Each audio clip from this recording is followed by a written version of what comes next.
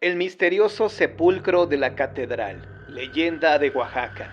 La catedral de Oaxaca tiene un enorme misterio sobre un sarcófago de mármol blanco que en su pasado provocó el deceso de algunos frailes. Esta es una leyenda muy antigua en el estado. Pero comencemos de una buena vez. La primera catedral se construyó durante la época de la conquista española, cuando los indígenas adoraban a sus dioses relacionados con la naturaleza, a quienes les hacían rituales, danzas y sacrificios humanos, así como ceremonias secretas. Sí, en esa época se construyó la primera catedral en el año de 1521, por órdenes de Hernán Cortés, pero fue en el año de 1626 cuando las autoridades religiosas decidieron ampliar la catedral, pues con la evangelización de los frailes hacia los indígenas se multiplicaba. Era tan arduo el trabajo de los frailes que se vieron en la necesidad de dormir ahí, en medio de la construcción, con habitaciones improvisadas, divididas con sábanas blancas. En 1629, una terrible tormenta afectó la construcción, tanto que inundó la sacristía y parte de lo que se llevaba construido. Entre los frailes que trataban de salvar algunas pertenencias, se encontraban los frailes Miguel y Tomasito de Salazar. Ellos fueron los que descubrieron aquel extraño sarcófago que era de mármol blanquísimo que parecía sellado. Las inundaciones fueron terribles, pues el agua llegaba por encima del torso, y aunque los frailes le dieron aviso al Padre Superior sobre el misterioso hallazgo, no se pudo hacer mucho más que colocar con muchísimo esfuerzo en una esquina aquel ataúd. La inundación tardó días en ceder y cuando esto ocurrió, el Padre Superior recordó aquel féretro descubierto tras la tormenta. Por tanto, mandó llamar a los frailes Miguel y Tomás, a quienes les preguntó si recordaban el lugar exacto donde encontraron aquel objeto asombroso, a lo que ambos respondieron que no recordaban nada, pues aquel día la urgencia era salvar las posibles pertenencias ante la terrible tormenta. Luego, el Padre Superior les pidió limpiar la caja sepulcral para conocer su origen. Quizá alguna fecha o algún nombre del muertito de adentro. El trabajo fue arduo. El lodo seco parecía no querer ser extraído de la caja. Y después de limpiarlo buscaron algún dato, alguna pista que los llevara a desentrañar el origen de aquel ataúd. Pero no encontraron nada. Sin embargo, ocurrió un incidente al que Fray Miguel no le dio importancia. Fue después de limpiar el sarcófago cuando observó que su sotana se encontraba como mordida, como desgarrada, y pensó que tal hecho se debió a algún clavo dentro de la construcción. Pero al hacer memoria, recordó que al sentarse en el sarcófago blanco, sintió un pequeño jalón en sus vestiduras, mas no le tomó ninguna importancia. Luego llegaron los arquitectos y los trabajadores de la obra, y ahí mismo el Padre Superior les mostró a todos la misteriosa caja. De procedencia desconocida, todos buscaron alguna fecha en el sarcófago, y no encontraron nada. Llegaron a la conclusión de dejar el objeto en algún lugar en donde no estorbara, hasta que el virrey o las autoridades eclesiásticas decidieran su futuro. Por esta razón, lo introdujeron al interior de la catedral, protegiéndolo de una nueva tormenta o del sol mismo.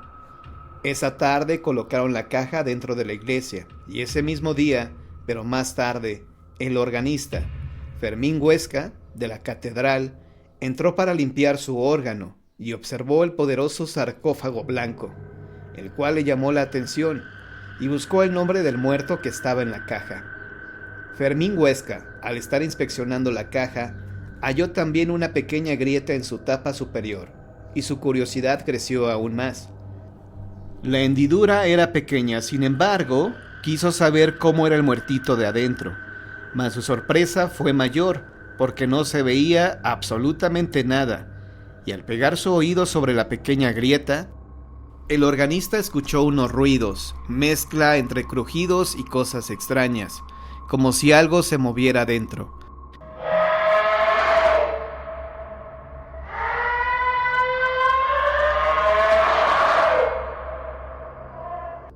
Al principio pensó que se trataba de un roedor en el sarcófago y se le ocurrió echar un pedazo de papel. Cuando introdujo el papel en forma de rollo, sintió un jalón fuerte. Entonces se asustó. Aún así, se atrevió a sacar el rollo de papel del sarcófago, el cual no tenía ninguna mordedura, pero sus orillas se apreciaban quemadas. Entonces el miedo hizo salir corriendo al organista, buscando al Padre Superior para explicarle lo sucedido. Tras la narración del organista, el cura se mantuvo sereno y aseguró que todo era cosa de la imaginación y que en el ataúd no había nadie.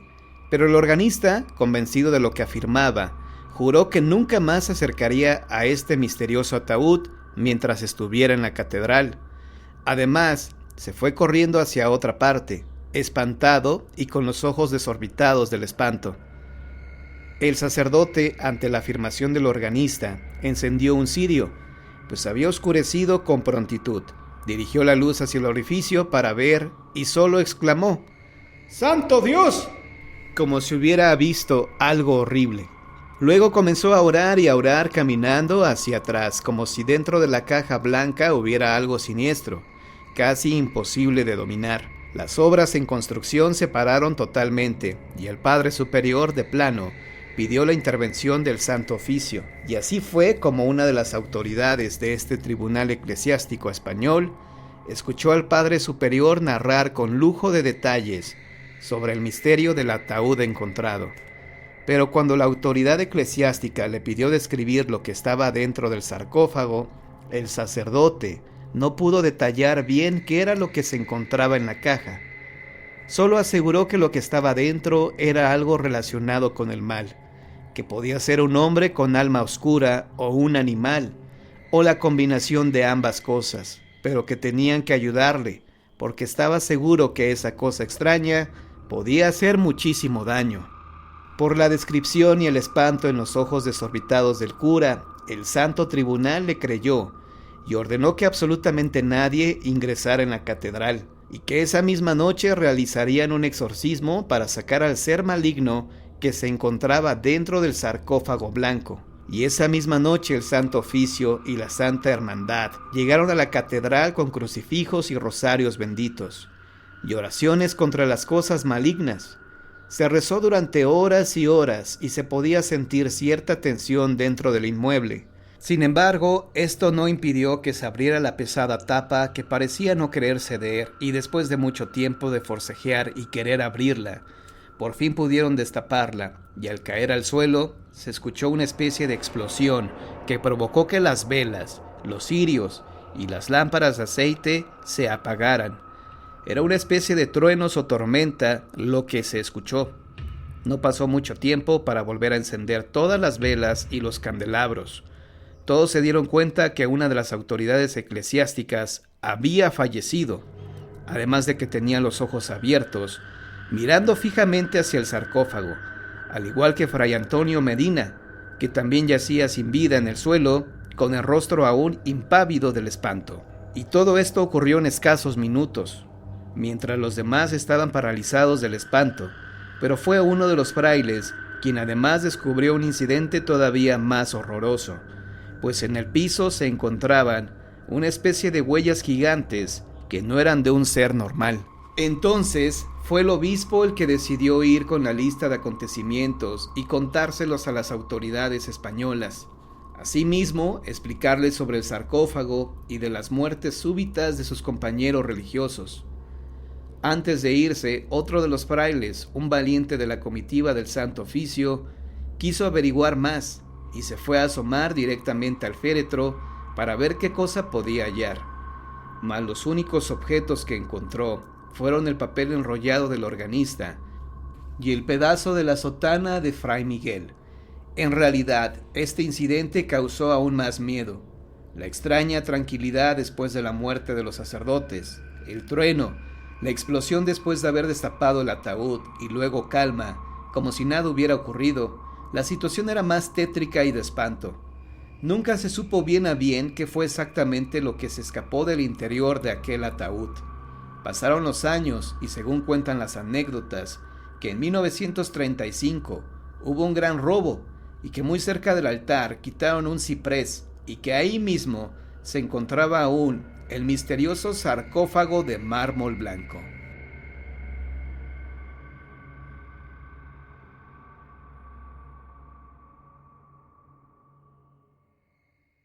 La joven reclamada, leyenda de Tlaxcala.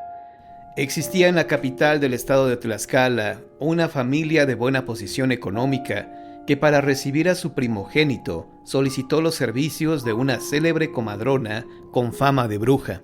Llegó el día del parto y la comadrona recibió a una hermosa niña, a la cual la bruja vaticinó que cuando creciera sería reclamada por Dios o por el diablo. Los padres, sin temor ante el presagio, continuaron su vida. La niña, al cumplir los 15 años, se convirtió en una bellísima joven de nombre Clara. Se comentaba que era la mujer más hermosa de la Nueva España. Ese día en particular, la familia recibió la visita de un grupo de monjas que les ofrecieron tomar a la joven y encargarse de su educación en el monasterio de la congregación, ya que tal belleza, sin virtudes, podía llegar a ser un peligro, en especial si no respetaba ni temía a Dios y a sus castigos. Clara, que tenía un carácter déspota, recibió con desagrado la insinuación de su familia de ser internada. Ella respondió que solo las mujeres feas e infelices debían enclaustrarse. Ante la negativa, los padres le propusieron desposarla. La joven aceptó, anteponiendo la condición de que su futuro marido debía ganarse los derechos de su corazón, venciendo en duelo a sus pretendientes.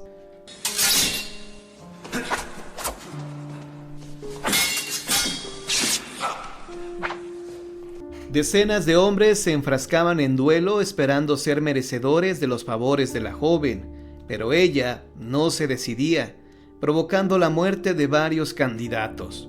Durante la noche de su cumpleaños número 16, mientras todos descansaban del ajetreado día, Clara peinaba su reluciente cabellera dorada y escuchó cómo se acercaba el sonido de los cascos de un caballo.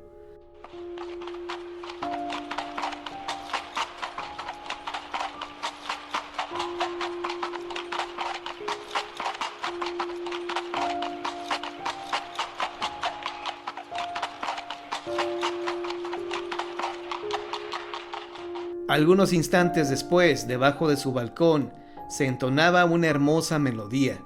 Un hermoso caballero, al que jamás había visto, se encontraba en la oscuridad dedicándole una bella serenata, hecho que ella aprobaba. El misterioso jinete se acercó para obsequiarle una rosa. Pasaron los días y el apuesto caballero se presentaba todas las noches a deleitar a la joven, quien, ya enamorada de tan galante sujeto, accedió a escaparse con él. Dicen que el hombre llegó puntual, como todas las noches, y la joven lo esperaba atenta en el balcón. Al verlo, bajó sigilosamente para llegar a él. Subió llena de felicidad al caballo y salieron de Tlaxcala con rumbo desconocido. En el trayecto, la joven buscaba una caricia y al rozarle la mano al caballero, se percató de una inusual cantidad de vello y de uñas extremadamente largas. Clara volvió la vista al hombre, sobresaltándose al notar que se trataba del mismísimo diablo.